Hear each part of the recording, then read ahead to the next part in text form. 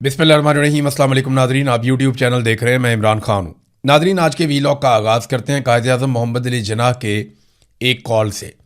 कायद-ए-आज़म ने पाकिस्तान की फ़ौज से ये कहा था कि do not forget that arm forces are the servants of the people, you do not make national policy, it is we the civilians who decide the issues and it is your duty to carry out these tasks with which you are interested. M Ali Jinnah, Mohammad Ali Jinnah ने कायद-ए-आज़म ने ये कहा था, और ये बात कायद-ए-आज़म ने arm forces को कही थी कि ये मत भूलो कि फ़ौज अवाम के खादिम है, तुम लोग कौमी पॉलिसी नहीं बनाते, ये हम सिविलियंस हैं जो इश्यूज़ के मुताबिक पॉलिसियाँ बनाते हैं, और ये तुम्हारी ड्यूटी है कि तुम उन पर अमल दरामद करो। हम इस सिलसिले में तुम पर भरोसा करते हैं, यानी जो तुम्हें काम दिया जाए उसको फिर तुम पूरा करो। लेकिन पाकिस्तान में बदकिस्मती से ऐसा हुआ नहीं। जो सोच कर कायद-ए-आज़म ने पाकिस्तान बनाया वैसा पाकिस्तान हमने देखा ही नहीं, और हमने कभी इसके बारे में सोचा भी नहीं कि हमें कैसा पाकिस्तान बनाना चाहिए था।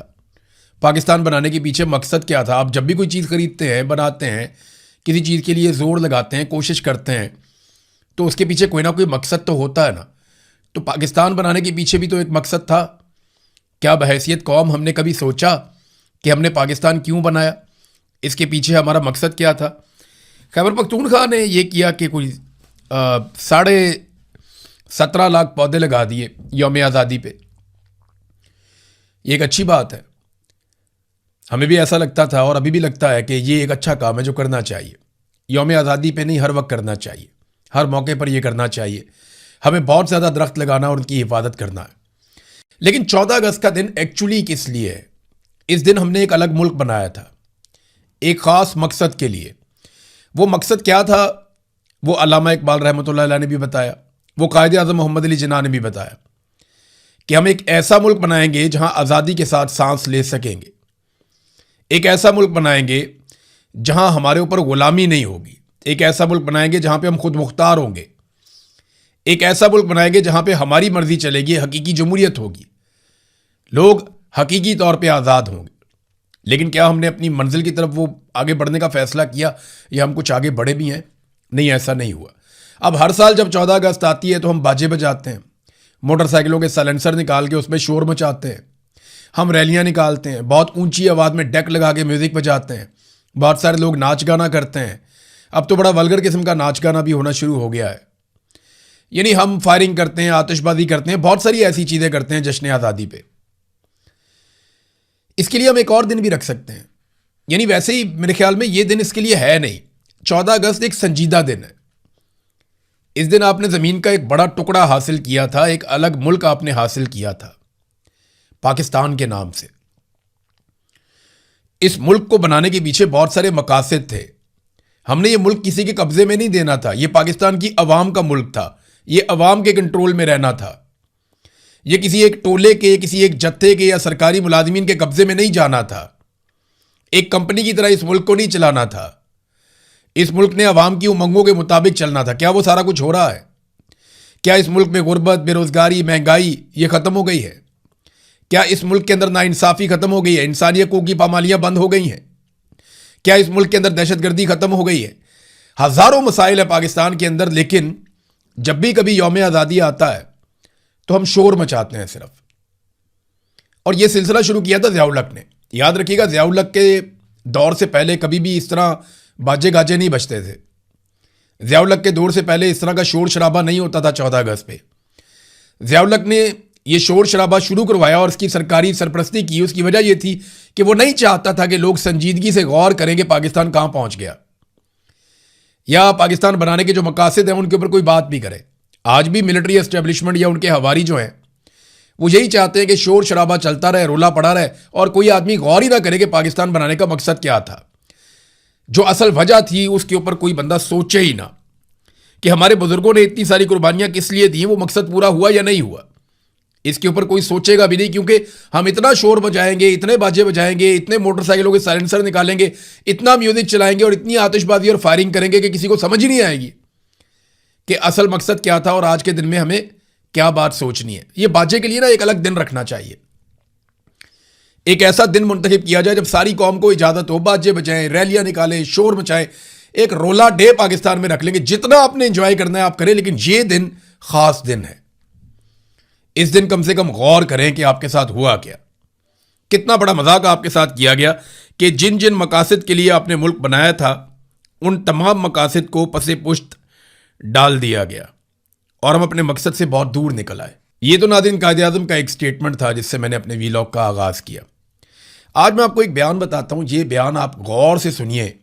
ये सरदार अमान खान ने स्टेटमेंट दिया आज़ाद कश्मीर में खड़े होकर। सामने ख़वातीन भी हैं, बच्चे भी हैं, तलबा भी हैं, बहुत बड़ी तादाद में लोग हैं। पाकिस्तान की मिलिट्री एस्टेब्लिशमेंट ने आज़ाद कश्मीर को इस्तेमाल किया बड़े लंबे अरसे तक। मकबूजा कश्मीर के नाम के ऊपर बहुत सारा फंड इकट्ठा किया, बहुत सारा पैसा इकट्ठा किया, बहुत बड़ी फौज तैयार की, लेकिन मकबूजा कश्मीर का 1 इंच भी आज तक फतह करके नहीं दिया। और ये अब आहिस्ता आहिस्ता कश्मीरी बोलना शुरू हो गए, वो बातें खोलना शुरू हो गए हैं जो बातें कभी नहीं खुलनी चाहिए थी। पाकिस्तान की मिलिट्री एस्टेब्लिशमेंट ने जो कुछ भी किया वो अब सामने आ रहा है। और देखें, हमारा मकसद कुछ और था, हम निकल किसी और तरफ गए। कश्मीर जो हमारी शारक था, आज हमने उसको पीस के रख दिया। सरदार अमान खान ने क्या कहा, ये जरा आप अपने कानों से सुने कि उन्होंने कश्मीर में खड़े होकर क्या कहा जॉइंट अवामी एक्शन कमेटी के धरने में। दहशतगर्दी में इंसानी हकूक की तंजीमों समेत, मैं आलमी तंजीमों समेत, मैं यूनाइटेड नेशन समेत, तमाम इंटरनेशनल मीडिया समेत, BBC समेत, अल जजीरा समेत जितने भी मीडिया हाउसेज हैं और जो जो दुनिया में हमें सुनता है, उन सब को मैं ये बात आप सबको गवाह रख के कहता हूं कि बंदूक कश्मीरियों के हाथ में ISI ने दी, बंदूक कश्मीरियों के हाथ में पाकिस्तान की फौज ने दी। बंदूक जो है वो बंदूक का रास्ता हमें दिखाया आपने, और बंदूक आपके जरिए सत्य में आई और आपने उस बंदूक के जरिए 1.5 लाख लोग शहीद करवाए। और आज आपका मसला जम्मू कश्मीर से कोई ताल्लुक नहीं है। साथ वो ये भी कह रहे हैं कि हमें दहशतगर्द कहा जा रहा है, हमारे साथ मुआहदे किए जाते हैं, वो तोड़ दिए जाते हैं। ये चीज़ें बहुत ख़तरनाक है। मैं पहले ही कह रहा था कि कश्मीर के मामलात में ये बहुत हसास मामला है। हर कश्मीरी के हाथ में बंदूक पकड़ाई गई है, लोगों ने बहुत तरबियत हासिल की है, लोग जंग लड़ते रहे हैं, मुजाहिद डिक्लेयर किया गया है। मकबूजा कश्मीर की आज़ादी के लिए बहुत जंग लड़ी उन्होंने, कारगिल का एक बहुत बड़ा एडवेंचर है। ये सारी चीज़ें खुलना शुरू हो जाएंगी। जो हिंदुस्तान का बयानिया है वो आपके बयानिए के ऊपर हावी हो जाएगा। लेकिन पाकिस्तान के जर्नैलों को अब किसी बात की फिक्र नहीं है। उसकी वजह यह है कि डोनाल्ड ट्रंप जो है उसने अपना जूता जो है वो पाकिस्तान की जो मौजूदा सरकार है उसके सर के ऊपर रखा हुआ है, और ये उसकी छाँव में बड़े खुश हैं कि डोनाल्ड ट्रंप का जो जूता है वो इनके सर पे हमेशा रहेगा, और वो जूते का आशीर्वाद लेके ये इंजॉय कर रहे हैं। इनको इस बात का आइडिया नहीं है कि अमेरिका अपना काम निकालता है, उसके बाद वो जो जूता उसने आपके सर पे रखा होता है उसी जूते से मारता है, और ये उसने अपने बहुत सारे वफादारों के साथ किया। तो आपके साथ क्यों मुख्तलिफ होगा? सबके साथ वही कुछ हुआ जो आपके साथ होगा। तो नाजरीन, एक और चीज़ मैं आपको बताता हूँ। देखिए, तवज्जो किस तरफ है पाकिस्तान की मिलिट्री एस्टेब्लिशमेंट की। तवज्जो ये इस तरफ नहीं है कि कश्मीर को आज़ाद करवाना है, पाकिस्तान का पानी छुड़वाना है, नहीं। तवज्जो है कि PTI को कैसे तोड़ना है। अब ये तहरीक इंसाफ के अंदर एक फाउंडर्स ग्रुप बनाने का ऐलान कर दिया गया, खबरें भी चलवा दी गई। फाउंडर्स ग्रुप बना रहे हैं जनाब कि गैर नजरियाती जो तसल्लुत कायम हो गया है गैर नजरियाती लोगों का, उसको ख़त्म करने के लिए हम जद्दोजहद करेंगे। फिर आते ही जो है तहरीक इंसाफ फाउंडर्स ग्रुप ने 9 मई की मजम्मत भी कर दी और ये भी कह दिया कि शोहदा हमारा फ़ख्र है, वो तो पूरे पाकिस्तान का फ़ख्र है। लेकिन अब वो ये कहते हैं कि हम फाउंडर्स ग्रुप हैं, यानी हम वो लोग हैं जिन्होंने तहरीक इंसाफ की बुनियाद रखी थी। तो मैं ज़रा क्लैरिटी के लिए आपको बता दूं कि जब तहरीक इंसाफ की बुनियाद रखी गई तो बुनियादी तौर पर शुरू में कौन कौन से बंदे थे? Number 1 Imran Khan, number 2 Naimul Haq, number 3 Ehsan Rashid मरहूम, number 4 Hafeez Khan, number 5 Muwahid Hussain Shah, number 6 Nausherwan Barki और नंबर 7 महमूद ऐवान। ये 7 लोग थे जिन्होंने 1996 में पाकिस्तान तहरीक इंसाफ की बुनियाद रखी। फिर आने वाले सालों में बहुत सारे लोग शामिल होते चले गए, कई लोग छोड़ गए, कई लोग पाकिस्तान तहरीक इंसाफ के साथ रहे। और ये बात डॉक्टर शीरी मज़ारी ने कैटेगोरिकली अपने एक स्टेटमेंट के अंदर लिख कर रख छोड़ी कि ये वो 7 लोग हैं जिन्होंने पाकिस्तान तहरीक इंसाफ की बुनियाद रखी थी, और ये इमरान खान साहब ने इंफॉर्मेशन दी थी। नाज़रीन, 4 वफाकी वज़रा को निशाने इम्तियाज़ देने का फैसला किया गया है, और ताहिर अशरफी को, तो ताहिर अशरफी का तो बनता है ना। ताहिर अशरफी ने जितनी खिदमात सर अंजाम दे दी हैं, जितनी मौलाना ताहिर अशरफी ने गालियाँ खा ली पाकिस्तानियों से, चलो एक आधा निशाने इम्तियाज़ या कोई ना कोई तमगा तो दे देना चाहिए बेचारे को। लेकिन आप बाकी लोगों को किस चक्कर में तमगा दे रहे हैं?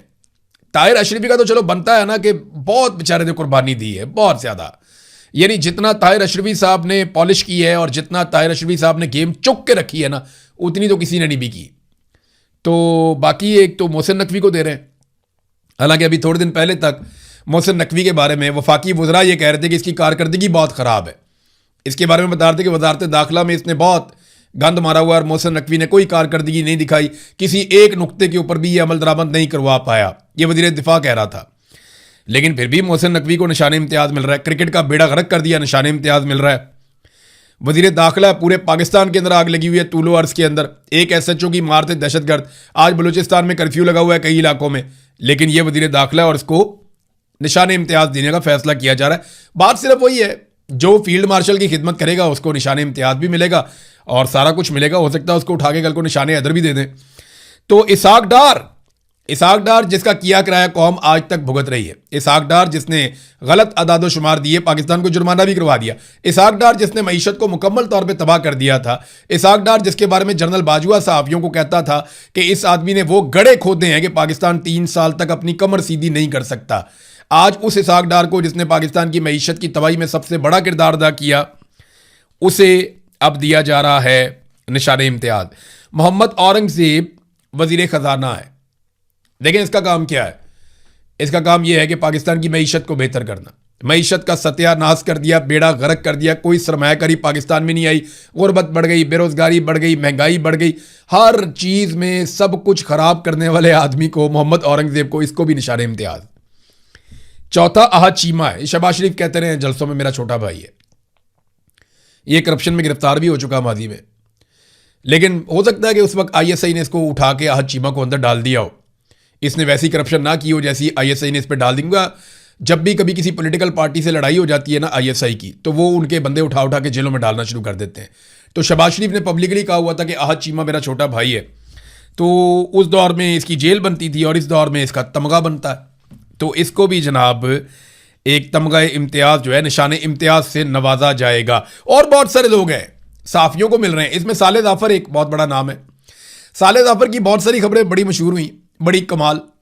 ये मिलिट्री एस्टेब्लिशमेंट का जिसके साथ ताल्लुक ठीक हो वहाँ ये गेम चुक के रखते हैं। साले जाफ़र की ये खूबी है। जब नवाज शरीफ वगैरह बेचारे पकड़े गए थे ना, तो उनके कमरों से जिनसी अद्वियात और गंदी फिल्में और पता नहीं क्या कुछ साले जाफ़र ने निकाल लिया और उसकी एक खबर भी बना के चला दी। जंग अखबार के अंदर आज तक छपी हुई है, सामने मेरे पड़ी हुई है। ये देखें, ये खबर है। नवाज शरीफ अटक जेल मुंतकिल, प्राइम मिनिस्टर हाउस से वीडियो फिल्में और जिनसी अशिया बरामद हो गई हैं और जनाब अटक किले में मुंतकिल कर दिया गया, जहां उनसे बाद मामलात के बारे में पूछगछ किए जाने का इम्कान है। जंग को पता चला है कि वज़ीर आज़म से अहम मामलात के बारे में जो है वो बातचीत होगी और साथ उन्होंने ये बताया कि प्राइम मिनिस्टर हाउस में एक इंक्लूजर मखसूस था जिसके एक हिस्से को नवाज शरीफ के दामाद कैप्टन सफदर भी इस्तेमाल करते थे। शहबाज शरीफ की ख्वाबगाह से जिनसी मकासद के लिए इस्तेमाल में आने वाली अद्वियात मिली थीं। पता नहीं क्या कुछ लिखा हुआ है, बकवास। लेकिन यहाँ ये बंदा जो है ना, इसने ये खबर भी दी हुई थी एक और, इसी ने साले जाफ़र ने खबर दी जी कि नून लीग ने 7 ट्रक भर के जो असला है वो फ़ौज के ख़िलाफ़ लड़ने के लिए लोगों को प्रोवाइड किया, अपने कारकुनों को 7 ट्रक भर के असला प्रोवाइड किया नून लीग ने अपने कारकुनों को और उनकी ट्रेनिंग करवाई कबायली इलाकों से और वो फ़ौज को मारेंगे। ये खबर भी साले जाफ़र ने दी हुई थी। फिर मरीम नवाज़ के पीले रंग की कपड़ों की खबर भी साले जाफ़र ने दी थी। एक दफ़ा नवाज शरीफ जो है वो उधर किसी मुल्क में गए सेंट्रल एशिया में, तो वहाँ साले जाफ़र ने खबर दी कि उस दिन हल्की हल्की बारिश हुई, तो वहाँ पे उन्होंने कहा कि आपके वज़ीर आज़म तो रहमत हैं, यहाँ पे हल्की हल्की बारिश शुरू हो गई। हालांकि उधर होती रहती है हल्की हल्की बारिश, तो वहाँ मौसम अच्छा है, उन मुल्कों का ठंडे मुल्क है, वहाँ पे चलता रहता है, लेकिन वहाँ जाके भी गेम चुक दी थी। तो जब भी कभी मिलिट्री एस्टेब्लिशमेंट किसी के भी साथ होती है ना, ये उसके साथ मिल जाते हैं। तो साले जाफ़र का बनता है जनाब, उनको भी अब दिया जा रहा है निशान इम्तियाज़। और भी बहुत सारे सहाफ़ियाँ ऐसे ही मिलते जुलते ही हैं, इसी तरह के करैक्टरों को नवाजा। इन निशानों को बेड़ा गर्क कर दिया। कल को किसी इज्जतदार आदमी को कहेंगे ना आप ये निशान इम्तियाज़ ले लें, वो हाथ जोड़ के कहेगा यार बड़ी मेहरबानी है आपकी, जिनको आपने बांट दिया हुआ ना काफ़ी है। यानी इस दौर में जितनी बेतौकीरी की गई है कौमी अवार्ड्स की, एक इनका रुतबा होता था कि ये निशान इम्तियाज़ है, ये जनाब इसको फलाना अवार्ड मिला हुआ है, इसको तमगा उसने कारकर्दगी मिला हुआ है। वो बड़ा लोग फ़ख्र करते थे, अपने दरवाजे के ऊपर नेम प्लेट के ऊपर लगा कर रखते थे और हम उन लोगों को बड़े फ़ख्र से देखते थे। हम हैरान होकर देखते थे कि यार देखो उन्होंने कितनी खिदमत सर अंजाम दी हैं, किसी इलाके में अगर कोई एक आदमी होता था इस तरह का तो उसको बड़ा ऑनर मिलता था पूरे इलाके के अंदर, कि इन अवार्ड्स की बड़ी वुक्कत होती थी। अब इनकी बेतौकीरी हो गई है। अब तो ये पता नहीं किसी को भी देंगे, शायद मुस्तकबिल में कोई लोग इनकार ही कर दें कि भाई हम तो ये नहीं लेते, आपने इनको इतना बेतौकीर कर दिया है। और बेतौकीर तो हर चीज़ को किया है, सबसे ज़्यादा तो आवाम को ही बेतौकीर कर दिया। मिसाल के तौर पे आप देखें कि ये कैसर अहमद शेख साहब हैं, नून लीग के MNA, इन्होंने 5 लीटर पेट्रोल जो है वो मुफ्त देने का फैसला किया। ये कोई 1500-1600 रुपये का बनता है पेट्रोल। ये 5 लीटर पेट्रोल इन्होंने कहा मैं मुफ्त में दूंगा जश्न आज़ादी के दिन। हज़ारों लोग लाइनों में लगे हुए थे, लोग रात के वक्त आके कतारों में खड़े हो गए थे। सुबह जब मुफ्त में पेट्रोल मिलेगा तो हम पेट्रोल लेकर जाएंगे। ये कौम की हालत कर दी इन्होंने 5 लीटर पेट्रोल के लिए। यहाँ पे आप बरतानिया में ऐलान करें ना कि 5 लीटर क्या आप करें 20 लीटर पेट्रोल मिल रहा है आपको, सुबह 4 बंदे मुश्किल से मिलेंगे जो लाइन में लगे हुए होंगे। यानी इधर वो नहीं, पाकिस्तान के अंदर इन्होंने कौम की इतनी बेतौकीरी की है, इतनी गुर्बत फैला दी, इतना बेड़ा गर्क किया कौम का। और हालात क्या कर दिए ये जरा आप देखें ना, पाकिस्तान के ऊपर टोटल कर्जा कितना है। ये शहबाज राणा साहब का क्रेडिट है क्योंकि ये डाटा उन्होंने निकाला, सरकारी डाटा है, कोई भी निकाल सकता है, लेकिन उन्होंने क्योंकि ये खबर दी थी। टोटल जो पाकिस्तान के ऊपर कर्जा चढ़ गया पाकिस्तान की सरकार के ऊपर, वो 100 ट्रिलियन का कर्जा है जो पहली दफ़ा तारीख में हुआ। 100 ट्रिलियन का कर्जा पाकिस्तान के ऊपर चढ़ गया। आप अंदाज़ा करें 100 ट्रिलियन का। आपको पता है पाकिस्तान की फौज का बजट कितना है? 3 ट्रिलियन। यानी फौज का 33 साल का जो बजट है ना, 33 साल तक फौज जितना पैसा खर्च करती है उतना पाकिस्तान पे कर्जा चढ़ गया। 3 ट्रिलियन का पाकिस्तान की फौज का बजट है और सबसे बड़ा बजट पाकिस्तान में फौज का ही है। फौज ही एक ऐसा इदारा है जिसका बजट सबसे बड़ा है पाकिस्तान में, बाकी सारे इदारों का बजट पाकिस्तान की फौज से कम है। तो 3 ट्रिलियन का बजट पाकिस्तान की फौज का है और आप अंदाजा करें कि पाकिस्तान के ऊपर जो इस वक्त कर्जा चढ़ गया है वो 100 ट्रिलियन का है और इसके ऊपर जो सूद हमने अदा करना है सालाना वो 12 ट्रिलियन का सूद है। 12 ट्रिलियन का सूद, 12 ट्रिलियन।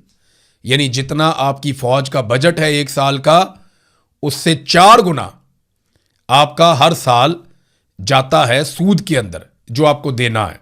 तो ये पाकिस्तान के कर्जों की इन्होंने हालत कर दी है कि 12 ट्रिलियन आपको सिर्फ हर साल सूद की मद में अदा करने पड़ते हैं। नादरीन, ये आसिफ अली जरदारी ने एक बड़ी अजीब व गरीब बात की है, मैं आपके साथ शेयर करता हूं। उन्होंने कहा जी मेरे वालिद जो हैं वो जंग लड़ने गए थे कश्मीर में और कश्मीर के जहाद में उन्होंने हिस्सा लिया और अल्लाह के फजल से ड्यूरेंट लाइन हासिल हो गई। ये मुझे साइंस ही नहीं समझ आई। आसिफ अली जरदारी कहते हैं जी मेरे अब्बा जंग लड़ने गए थे, कश्मीर के जहाद में हिस्सा लेने गए थे। हालांकि तारीख की किताबों में कहीं ये मिलता नहीं है, इससे पहले इन्होंने कभी बताया भी नहीं है। ये अब हम पे इंकशाफ हो रहा है कि इनके वालिद साहब जहाद भी करने गए थे और कोई कश्मीर के जहाद के अंदर हिस्सा भी लिया था, पता नहीं कैसे लिया था। लेकिन वो कहते हैं, अब तो चले मान लेते हैं, लेकिन वो कहते हैं मेरे अब्बा हुजूर लड़ रहे थे कश्मीर के जहाद में और हमें मिल गई थी ड्यूरेंट लाइन। उसके नतीजे में अल्लाह के फजल से ड्यूरेंट लाइन वो लाइन है जो अफगानिस्तान और पाकिस्तान के बॉर्डर के साथ साथ है। ये पाकिस्तान की मगरबी सरहद है। पाकिस्तान की जो मशरकी सरहद है वो तो इंडिया के साथ है और वहाँ पे ड्यूरेंट लाइन नहीं है, वहाँ पे लाइन ऑफ कंट्रोल है, वहाँ पे वर्किंग बाउंड्री है और वहाँ पे इंटरनेशनल बॉर्डर है। ये 3 चीज़ें सदर पाकिस्तान को इस बात का नहीं पता, आपने उठा के सदर बना दिया उसको जाली फार्म 47 के ऊपर। 3 किस्म की बाउंड्रीज आपकी इंडिया के साथ लगती हैं, वर्किंग बाउंड्री, इंटरनेशनल बॉर्डर और एक आपका लगता है जो लाइन ऑफ कंट्रोल। और जो ड्यूरेंट लाइन है आपकी वो पाकिस्तान और अफगानिस्तान के बीच में है, जो पाकिस्तान की सबसे लंबी सरहद है। तो आसिफ अली जरदारी साहब के वालिद लड़ते रहे उधर मशरकी सरहदों पे और ड्यूरेंट लाइन बन गई मगरबी सरहदों पे और उन्होंने बड़ी खूबसूरती से अंग्रेजी में तकरीर करते हुए दोनों को जोड़ दिया। मैं तो हैरान होता हूँ और सुनने वाले उसके बाद तालियां बजा रहे थे, फील्ड मार्शल की मौजूदगी में सारे वहाँ पे तालियां बजा रहे थे। एक दूसरे, इसको कहते हैं अंजुमन सताइश बाहमी, कि तू मेरी तारीफें कर मैं तेरी तारीफें करता हूँ। एक दूसरे की इन्होंने फुल गेम उठाई हुई है। नादरीन, सुप्रीम कोर्ट से रिटायर होने वाली जो जज साहबा मुसर्रत हलाली साहबा, अवामी रिएक्शन उनसे बर्दाश्त ही नहीं हुआ। अभी तो पार्टी शुरू हुई है, अभी तो लोगों ने रिएक्शन दिया ही नहीं। उन्होंने कहा जी मेरे बारे में लोगों ने काफ़ी तज़हीक आमेज़ गुफ्तगू की है, अब वो अपने किरदार की खुद ही तारीफ़ें करना शुरू होगी। मेरा किरदार उस कोर्ट में देखें, मेरा किरदार वहाँ पे देखें, जजों के फ़ैसले बोलते हैं। अगर आपने अच्छे फ़ैसले किए होते, अपने फ़ैसलों में इंसाफ किया होता और इस्टेब्लिशमेंट के दबाव से बाहर फ़ैसले किए होते तो आपको अपनी सफाइयाँ ना देनी पड़ती। पाकिस्तानी आपका इकबाल बुलंद करते, पाकिस्तानी आपकी खुद तारीफ़ करते, लेकिन आपके फ़ैसले जो हैं वो अब आपका पीछा नहीं छोड़ेंगे और ना पाकिस्तानी आपका पीछा छोड़ेंगे। यानी आप जब बैठे होते हैं ना कुर्सी के ऊपर, गद्दी के ऊपर, तो आपको बाहर दिखाई नहीं देता, आपको लगता है मसला ही कोई नहीं है, आपकी गेम चुक के रखी होती है अगलों ने। लेकिन जब आप कुर्सी से नीचे उतरते हैं, जब लोगों की ज़ुबानें खुलती हैं, जब लोग आपको बताते हैं कि आपने क्या किया उनके साथ, तो फिर आप पछता रहे होते हैं, लेकिन आपके पास रास्ता कोई नहीं होता।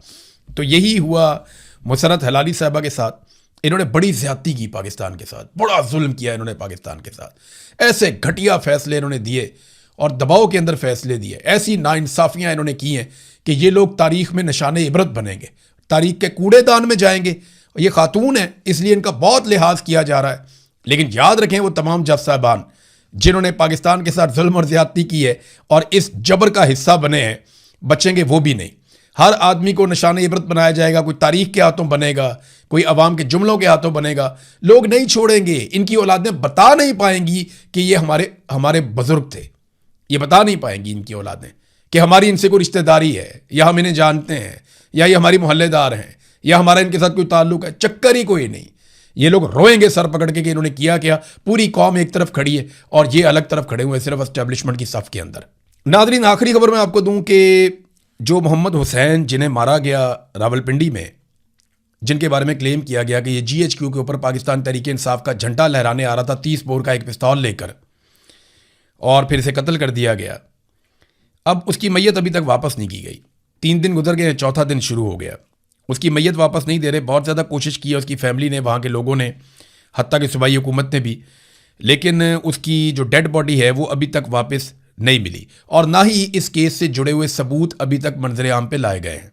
अब तक के लिए इतना ही। अपना ख्याल रखिएगा, अपने इस चैनल का भी। अल्लाह हाफ़िज़।